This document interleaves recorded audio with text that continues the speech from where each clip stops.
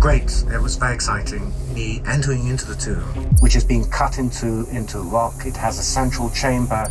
It has arcosolia benches in the walls for the laying out of bodies. Jerusalem has been searched for centuries with one expectation in mind. Somewhere beneath the stone and dust, a tomb was supposed to exist, a final resting place tied to power, history, and belief. Archaeologists followed that assumption again and again. But when something was finally uncovered, it did not fit the story people expected. And that discovery created a serious problem that history was not prepared to face. The Forgotten Secrets of Jerusalem. Jerusalem is a city built on layers of history. Every street, every hill, every stone carries the memory of thousands of years. Archaeologists and historians often speak of it as a living archive. Beneath its surface lie tunnels, chambers, and ruins that the city has hidden carefully through centuries. Locals report that even the most experienced explorers often feel lost here. There is a weight to the place, a sense that the earth itself is holding secrets it may never fully reveal. Among the most enduring mysteries is the story of King Solomon. He was a ruler remembered for wisdom that stretched beyond ordinary understanding, for wealth that amazed the ancient world, and for a temple that many say defined Jerusalem's significance. Ancient accounts describe him as a man whose influence reached far beyond the city walls. Some believe that what he built and collected left clues still buried beneath the city today. For generations, the question of Solomon's tomb has fueled speculation. Some scholars report that it may never have existed in the conventional sense. According to local legends, a king so powerful would not leave his final resting place unprotected. Many believe that the real Solomon was buried in a way that was never meant to be discovered. Stories passed down by historians suggest that attempts to locate the tomb over the centuries often ended in failure or mystery. Explorers from medieval times, travelers in the 19th century, and modern archaeologists all searched the hills and valleys around the city. Each time they hit dead ends or found contradictory evidence. The failed searches left a hole in the historical record and deepened the sense of frustration and obsession around the king's legacy. The stakes of discovering something beneath Jerusalem cannot be overstated. Some reports claim that even minor excavations have sparked intense political debates and religious concern. Jerusalem is not just a city, it is sacred ground for millions. Any unearthing, even in a remote corner, could trigger public outrage, religious tension, or legal restrictions. Some local archaeologists report that authorities often interfere or halt investigations to avoid disputes. The pressure on any team attempting to uncover secrets beneath the city is relentless. While the city holds these deep, unanswered mysteries, the focus now shifts to the man whose life and empire sparked the search in the first place, whose reign shaped every stone and story beneath Jerusalem. Solomon's legacy and empire. Solomon became king after King David, stepping into a role that carried enormous responsibility. According to some reports, he was barely a teenager when he took the throne, inheriting a kingdom still recovering from years of conflict. Experts say that despite his youth, Solomon quickly established control over Jerusalem and expanded the city's influence. Locals report that his reign was unlike any that came before, not only because of wealth, but because of the scale of the projects he initiated and the ambition behind every decision. During his rule, Solomon is said to have built an empire that stretched far beyond the immediate borders of Jerusalem. According to historical reconstructions, he established trade networks that reached distant lands, importing gold, ivory, spices, and exotic animals. Some believe ships sailed as far as Africa and India, bringing treasures that were unmatched in the ancient world. Reports suggest that his influence was felt not just through commerce, but through careful diplomacy. Tribes and neighboring kingdoms reportedly acknowledged his authority, sending ambassadors to secure alliances and ensure peace. One of the crowning achievements of his reign was the First Temple.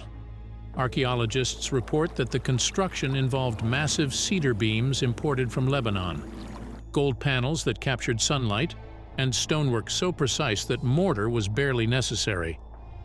Some specialists believe the techniques used were ahead of their time, combining engineering skill with religious symbolism. The temple was more than a building. It became a central hub of Solomon's influence, a statement of power and wealth designed to impress both locals and visitors. Solomon's international connections added to his renown. The Queen of Sheba reportedly traveled with large caravans carrying gold, spices, and riddles meant to test his wisdom. Unverified reports suggest she left the city astonished, not just by his wealth, but by his ability to answer questions that seemed unsolvable. His trade routes, stretching from the Mediterranean to the Red Sea and beyond, brought wealth that some historians believe was unprecedented for the era. Control over resources like the Timna Valley copper mines is reported to have been another source of hidden wealth. Excavations in the area show evidence of large-scale mining operations, hinting at resources that could easily be diverted, stored, or concealed. Some believe that these riches were part of Solomon's long-term plan to secure assets far beyond what any ruler of his time could imagine. Solomon's fame made him larger than life. Reports suggest that even centuries later, his reputation fueled curiosity, greed, and obsession. Traders, scholars, and kings all sought to understand the man and his kingdom.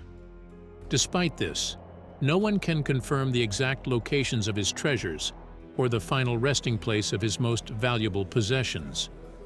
The question remains, with all his influence, wealth, and reach, where did Solomon go when he died, and what did he leave behind for history to find?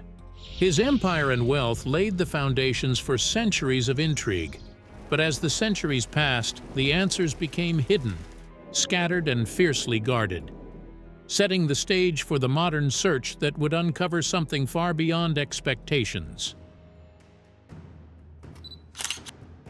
The relentless quest of Eilat Mazar. For centuries, explorers chased Solomon's tomb across Jerusalem, often failing against impossible odds. Medieval knights reportedly dug under the Temple Mount, convinced the king lay below, while 19th-century explorers scoured the hills of Judea following maps and rumors that were incomplete or misleading. Generations of searchers faced traps, collapsed tunnels, and dead ends. Scholars debated whether the tomb was ever real, and local legends whispered of caves and chambers sealed by those who feared what Solomon's wealth or knowledge might reveal. Political tensions, sacred sites, and unstable terrain made the task even more dangerous. For decades, the mystery seemed impossible. Then, in the late 20th century and early 2000s, Eilat Mazar emerged as a force determined to confront that impossible mystery. According to reports, she approached Jerusalem not just as an archaeologist, but as a detective of history. She pored over biblical texts, looking for references that could point to hidden structures. The major thing is that the Bible is part of our historical sources to be used and restudied and re-examined again and again. Every verse mentioning King Solomon's temple, palace, or administrative centers became a clue in her mind. Some experts report that she believed the Bible held practical information about locations, layouts, and constructions that modern maps could not reveal.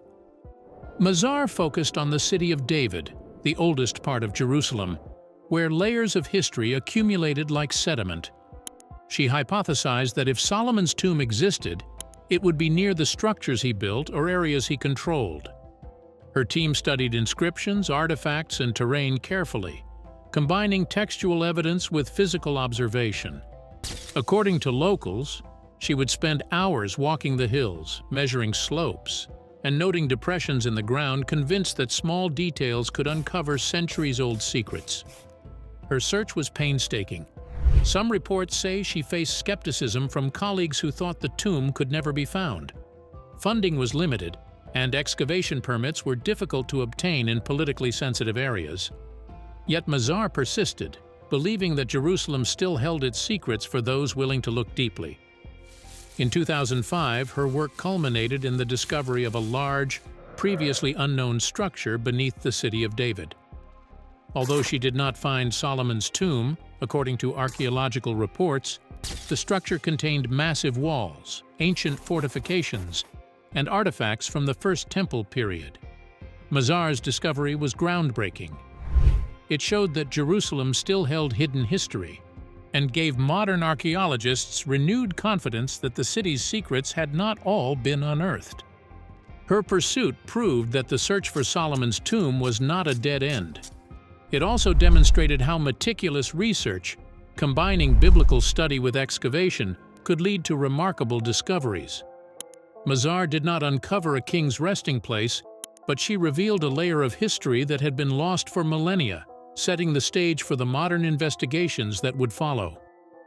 Mazar's work reignited hope and guided modern teams, who now approached Jerusalem armed with new technology and renewed determination to explore what her discovery had suggested might still lie hidden. Modern archaeology and the hidden clues. Inspired by Eilat Mazar's findings, modern researchers were determined to push further. Among them was Dr. Emily Carter, an archaeologist known for her meticulous study of ancient records and her patience in tracing faint clues that others overlooked. According to reports, Carter spent months in Jerusalem's dusty archives, poring over fragile documents that had been ignored for centuries. She focused on texts that contained administrative and tax records, hoping they might reveal hints of hidden structures. Her perseverance paid off. Buried within faded Hebrew scripts, she discovered references to a location near the city of David that seemed deliberately left unrecorded. Some believe the scribes intended to hide this place from prying eyes, while others argue it was simply lost to the chaos of time. Whatever the reason, Carter recognized a pattern. Payments and supplies mentioned in the records pointed to a specific hill where nothing above ground suggested anything remarkable. The clues were subtle, almost invisible, but they suggested that beneath this ordinary slope, history lay waiting. To investigate further, Carter's team turned to modern technology.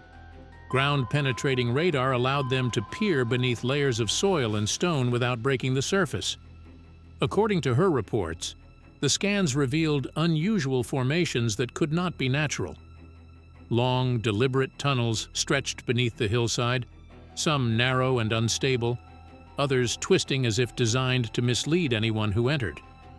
The equipment showed them what centuries of human eyes had missed, but it also revealed just how challenging the excavation would be.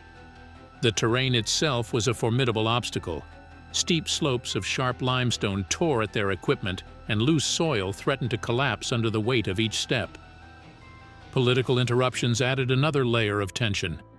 According to local accounts, authorities periodically restricted access, demanding permits and halting work for safety or security concerns.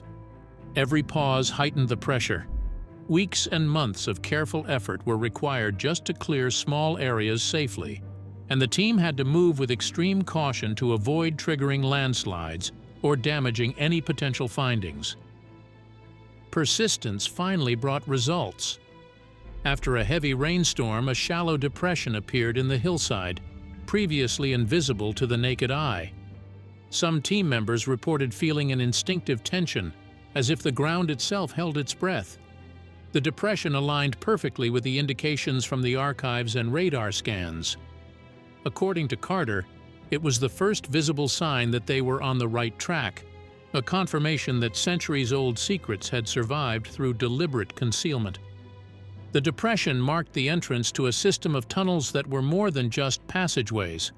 Preliminary observations suggested they were engineered to mislead, with dead ends and carefully planned obstacles. Some reports indicate that even minor mistakes could destroy fragile sections of the tunnels or erase evidence hidden for thousands of years. Every step into the hillside required focus, courage, and a willingness to face the unknown. Tunnels of deception. According to reports, the tunnels were entirely man-made, carved with precise intention, twisting and turning as if they were designed to confuse anyone who dared enter. Some passages narrowed so sharply that the team could only squeeze through one person at a time. Others sloped steeply, the stones slick with moisture, making every step dangerous. It was immediately clear that whoever built these tunnels expected intruders and had prepared for them. The dangers were real. The team discovered sections of floor and ceiling designed to collapse at the slightest pressure. One trap reportedly caught one of the junior team members, a sudden shift of stone pinning his foot. Shock rippled through the crew. They pulled him free, shaken and pale. After that incident, it became clear that the tunnels could not be explored by instinct alone. Machines and scanners would be needed to map the passages, detect weak points, and avoid deadly collapses. According to some sources, the panic from that moment reminded everyone that the tunnels were not just a path, but a defense. Faded inscriptions along the walls hinted at purpose and direction. Symbols etched into stone were reported to serve as guides, warnings, and messages hidden in plain sight. Some appeared to reference historical events, while others were geometric patterns that no one fully understood. Dr. Carter's team studied every mark carefully, realizing that a single misstep could destroy fragile evidence of centuries-old construction. The tension was palpable. One wrong move might collapse an entire section or erase traces of knowledge that had survived millennia. The mental toll was severe. Navigating through narrow passages while worrying about traps exhausted the team. They reported sleepless nights, haunted by the thought of misjudging a path or misreading a marking. Physically, the limestone cut hands and scraped shoulders. False paths appeared at every turn. A corridor that seemed open would abruptly drop into a dead end. Other walls concealed shallow recesses or hidden chambers that served to mislead anyone attempting to rush through. The team realized that the builders intended to protect what lay beyond, not to simply hide it. Each discovery reinforced the idea that this was more than a tunnel. It was a trap-filled system carefully designed to preserve a secret. At last, beyond twisting passages and deceptive corridors, they reached a massive stone doorway, untouched for thousands of years. Reports suggest it was perfectly sealed, showing no signs of entry or disturbance. The team stood in awe, realizing that they were on the threshold of uncovering something that had been deliberately hidden from history itself. Beyond that ancient doorway lay the first real glimpse into the secrets that had eluded history for thousands of years. And the team knew that every careful step from here forward could change everything we thought we knew about Jerusalem. The treasure chamber. When the team finally pushed open the sealed doorway, the air that escaped smelled of dust and time, heavy with centuries of silence. At first, the darkness swallowed them. Flashlights cut through the black, revealing walls that glittered like molten sun. Reports indicate that gold had been carefully glued to the surfaces, thin sheets pressed and polished until the light seemed to tremble across every curve and corner. It was overwhelming. Every glance seemed to catch something new, as if the room itself were alive with the reflections of long-forgotten hands. Gold vessels sat neatly on stone shelves. Jewelry was stacked with meticulous care, each piece placed as if it had been waiting specifically for the moment it would be found. The team reportedly held their breath, almost afraid to touch anything. Dust hung in the air like a warning. They moved cautiously, aware that one careless step could knock centuries of preserved artifacts to the ground. Each item was heavy with meaning. According to some sources, every container, every small box seemed almost ritualistic, deliberately arranged to signal importance rather than utility. At the center of the chamber rose a 7-branched menorah, reported to match historical descriptions from the First Temple. It stood perfectly upright, flawless in its symmetry, and appeared untouched by the centuries. Its presence confirmed that this was no ordinary cache of wealth. The team could feel the tension in the air intensify.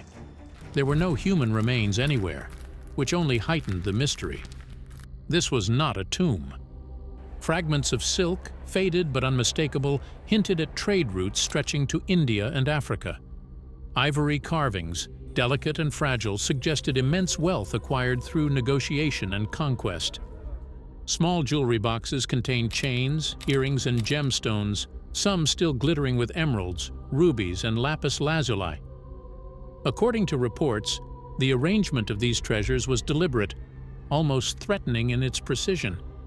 It seemed as if the room itself was guarding a message, daring anyone to understand it without touching the wrong thing. The air carried scents that had survived millennia: saffron, frankincense, and hints of citrus. Some team members whispered that it was as if the room had been sealed with care, prepared to challenge anyone who dared to enter. The experience was disorienting. According to Carter, the light reflecting off the gold and the shadows created by the menorah gave the chamber a life of its own, and each movement through the room was accompanied by a pulse of fear and awe. Despite the immense treasure, the emptiness where a body might have lain was striking. Some researchers reportedly stepped back, fearfully considering the implications. This was not what they had expected. The chamber suggested deliberate concealment of wealth and knowledge, not burial. The realization sent a chill through the team. Every piece of gold, every carved object seemed to say that someone had planned for centuries of secrecy. The chamber gave the first real glimpse of the scale of the secrets buried beneath Jerusalem. It was both magnificent and terrifying. Each artifact hinted at knowledge, power, and intent far beyond what anyone had imagined. The room demanded respect, caution, and silence. Gold and treasure stunned the team. But there was a sense that they had only scratched the surface. The first layer of revelation had been uncovered, but the purpose of this chamber remained hidden. What lay beyond promised a deeper, darker, and more unsettling truth: strange symbols and tablets. After the team absorbed the staggering wealth of the treasure chamber, their attention shifted to the walls. They were covered in carvings and symbols, some faint, some deeply etched, forming patterns that were almost mathematical in precision. According to reports, the symbols included geometric shapes, spirals, and star-shaped seals that resembled those described in ancient texts as Solomon's Mark. The sheer complexity made several team members step back, unsure where to start. It was as if the walls themselves were alive with information, daring anyone to understand what had been left behind. In one corner, neatly stacked clay tablets drew their eyes, some measured according to the exact dimensions described in accounts of the First Temple. Others were smaller, worn, and almost unrecognizable. Each tablet carried inscriptions that seemed more than just records. According to unverified reports, some of the writing appeared to encode knowledge of structural design and temple mathematics that would challenge modern understanding. The team realized that whoever created this chamber was not burying a king. They were protecting knowledge. One tablet referenced a key connected to legendary rituals. Scholars on the team speculated that it could refer to the mysterious rituals attributed to Solomon in later texts. Others believed it might be a cipher, meant to hide instructions or locations. No one could say for certain, but the feeling in the room was heavy.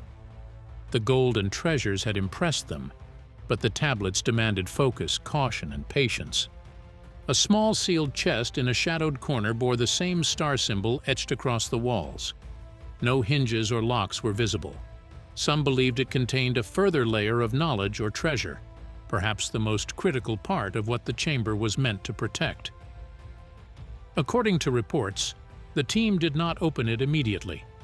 They studied its placement, the symbols around it, and the faint wear of centuries, trying to understand the intention behind every decision made by the chamber's builders. The carvings, the tablets, and the chest together told a story. Whoever built this chamber anticipated that its secrets could survive for thousands of years. It was carefully engineered to preserve knowledge, not a body. The team realized that the chamber was less a tomb than a repository, a deliberate effort to protect wisdom, treasures, and possibly sacred instructions from anyone unworthy or unprepared. As they examined the inscriptions, a sense of shock and unease settled over the team. This was not a simple archaeological discovery. According to some scholars, the carvings and symbols blurred the line between history, legend, and something almost mystical. The chamber was a message, a warning, and a test all at once. Every object, every tablet, every carved star carried intention and purpose. Standing in that room, the team confronted the problem at the heart of the title. What had been expected to be a tomb was not one. Instead, it was a carefully hidden store of wealth, knowledge, and coded messages. Historians now had to reconsider what the search for Solomon's tomb really meant. According to reports, this chamber suggested that the true purpose of these spaces was not to bury a king, but to safeguard information and treasures, in a way that could outlast centuries of human failure, greed, and forgetfulness. If you enjoyed watching this video, hit the like button and subscribe to this channel.